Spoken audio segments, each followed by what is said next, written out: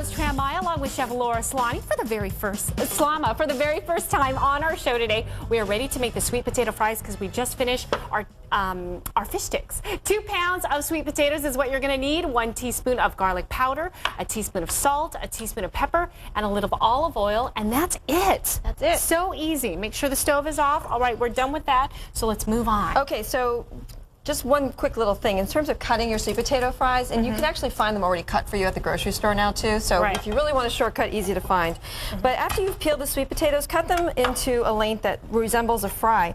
And then what I'm going to do is I'm just going to actually cut just a little sliver off the bottom and create a flat surface, so now I'm not chasing my food around the cutting board. So much easier. And now I can just cut what I would consider to be my planks for a fry, and then these I can just cut again the way I want to. Okay, so I can just... And it could be as thick or thin as you want it. Absolutely. Because I've actually seen some really thick ones. And you can also make them into chips if you want. If you have a mandolin or if you have great knife skills, then just do real thin slices, and then that actually will cook faster. As a matter of fact, one thing I always recommend though is I don't care if you decide to slice them super thin, super big, I don't care. Make sure they're all the same though, because then they'll cook evenly in the oven, and you always have a perfect bite. Otherwise, nothing worse than biting into a potato that hasn't quite been finished yet. So you also notice though too, we've got a couple different colors going on here. Yeah.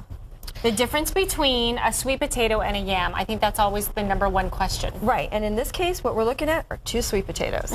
So people will see at the grocery store this will be called a yam, but in actuality it is a sweet potato. It's a garnet sweet potato. And that's what makes this lovely orangey color. It's higher in beta carotene, so it does offer that nutritional boost, but sweet potatoes, the yellow ones, are also great nutritionally as well. And the awesome thing is I have yet to find a kid who doesn't love these once they've been baked off. Yeah, no kidding. But is there truly a difference in taste though? I think so. I can taste a difference. I think that the sweet potato, the yellow sweet potato, is a little bit sweeter. And there's also a little bit of a textural difference as well. So what I found is that especially if I'm doing a puree or something, these will come out a little bit smoother, a little more easily. But you know what? Once they're baked, I can't stop eating either one. Oh, no kidding. They're so good. As a matter of fact, I've embarrassed myself more than a few times, but we won't get into that now.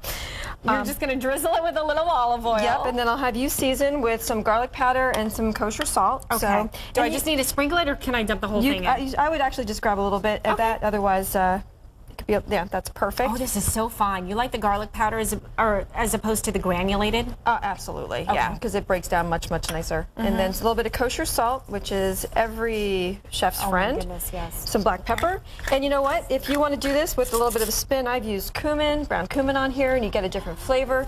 You know, it depends on what you're planning on doing. If you like rosemary. Absolutely. You know, you're only garlic limited by your imagination. Oh my goodness, that's a great idea. And then this just goes onto my sheet tray, and you'll see that I've lined it with a little bit of parchment paper.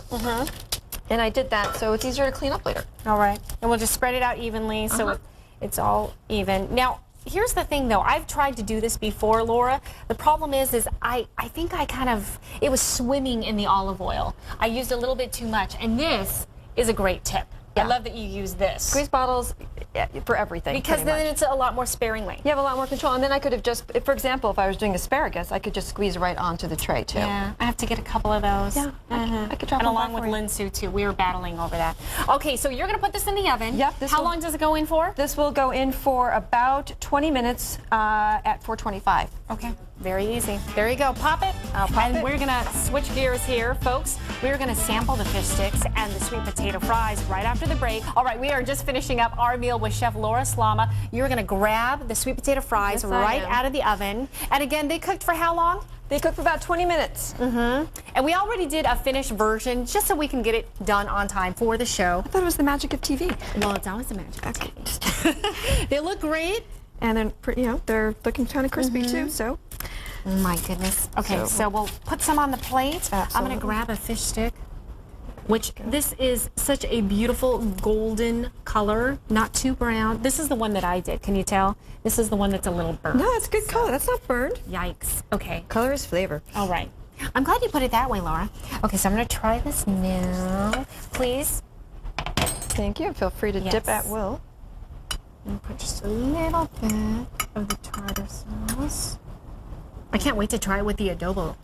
Oh, you'll like it. It's got a little kick going in there. I was not. I have to tell you, I'm not a huge fan of fish sticks. This is wonderful because it's not just coated in the panko crumbs. And you, like most fish sticks, there's just so much breading to it, but this is so light, it's so fluffy. Almost like thick someone with forgot the to put the fish inside. Well, good. So good. Gotta go for the fry. I'm gonna try one little one. Okay. This is great. Nothing though beats the deep fried. I will be honest with you on that, but this is the next best thing. I gotta tell you, I mean, I would eat this whole thing. Try a yellow one too, and let me know if you think there's a difference. Okay.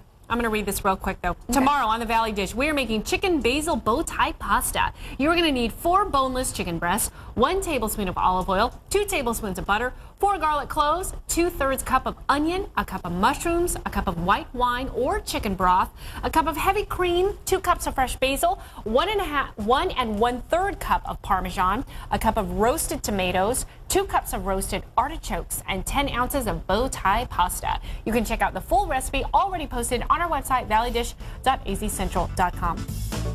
Yeah, I'm trying this one. What do you think? I like this one better. Yeah, this is wonderful. Laura, you were a delight to cook with. Thank you so much. Here. This was delicious. Enjoy your fish sticks. I'm saving them for Mark too.